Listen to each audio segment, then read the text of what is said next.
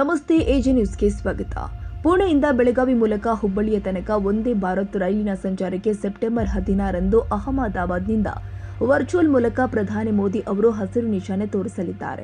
ಪತ್ರಿಕಾ ಪ್ರಕಟಣೆ ಮೂಲಕ ಮಾಹಿತಿ ನೀಡಿರುವ ರಾಜ್ಯಸಭಾ ಸದಸ್ಯ ಈರಣ್ಣ ಕಡಾಡಿ, ಪುಣೆ ಹುಬ್ಬಳ್ಳಿ ವಂದೇ ಭಾರತ್ ಎಕ್ಸ್‌ಪ್ರೆಸ್ ರೈಲು ಪುಣೆಯಿಂದ ಸಂಜೆ 4:15ಕ್ಕೆ ಹೊರಟು ರಾತ್ರಿ 9ಕ್ಕೆ ಬೆಳಗಾವಿಗೆ ಆಗಮಿಸುತ್ತೆ.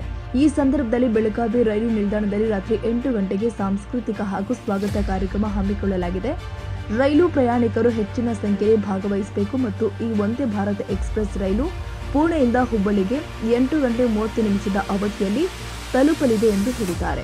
ಸೋಮವಾರ 16ರಂದು ಪುಣೆಯಿಂದ ವಂದೇ ಭಾರತ್ ಎಕ್ಸ್‌ಪ್ರೆಸ್ ಸಂಚರಿಸಲಿದೆ ಹಾಗೂ ಬುಧವಾರ ಸೆಪ್ಟೆಂಬರ್ 18ರಿಂದ ಹುಬ್ಬಳ್ಳಿಯಿಂದ ಆರಂಭವಾಗುತ್ತೆ.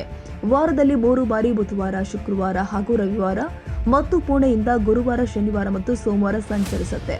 ಪ್ರಯಾಣಿಕರ ಸ್ಪಂದನೆ ಮತ್ತು ಜನದಟ್ಟಣೆಯನ್ನ ಗಮನದಲ್ಲಿ ಇಟ್ಟುಕೊಂಡು ಮುಂದೆ ಈ ರೈಲನ್ನ ಪ್ರತಿದಿನ ಸಂಚರಿಸುವ ನಿಟ್ಟಿನಲ್ಲಿ ಪ್ರಯತ್ನ ಮಾಡಲಾಗುತ್ತೆ ಎಂದರು.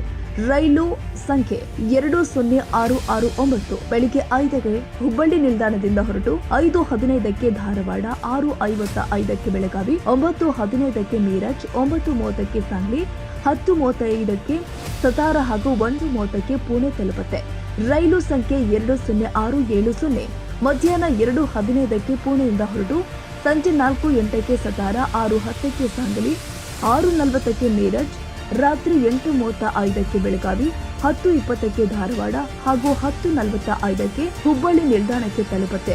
ಹುಬ್ಬಳ್ಳಿ ಪುಣೆ ಮಧ್ಯೆ ಸೆಪ್ಟೆಂಬರ್ 16ರಿಂದ ಆರಂಭವಾಗಲಿರುವ ವಂದೇ ಭಾರತ್ ಎಕ್ಸ್‌ಪ್ರೆಸ್ ರೈಲು ಗುರುವಾರ ಪ್ರಾಯೋಗಿಕವಾಗಿ ಸಂಚರಿಸಿತು. ಹುಬ್ಬಳ್ಳಿಯಿಂದ ಹೊರಟ ರೈಲು ಧಾರವಾಡ ಮಾರ್ಗವಾಗಿ ಸಂಚರಿಸಿ ಮಧ್ಯಾಹ್ನ 12:19ಕ್ಕೆ ಬೆಳಗಾವಿ ನಿಲ್ದಾಣಕ್ಕೆ ಆಗಮಿಸಿದೆ. ಬಳಿಕ ಬೆಳಗಾವಿಯಿಂದ ಮೀರಜ್ ಮಾರ್ಗವಾಗಿ ಪುಣೆಯತ್ತ ಸಾಗಿದೆ. ರೈಲಿನ ಒಳಗೆ ಹೋಗಿ ಆಸನಗಳು ಮತ್ತು ಸೌಲಭ್ಯಗಳನ್ನ ಆಸಕ್ತಿಯಿಂದ ಜನ ಕಣ್ತುಂಬಿಕೊಂಡಿದ್ದಾರೆ.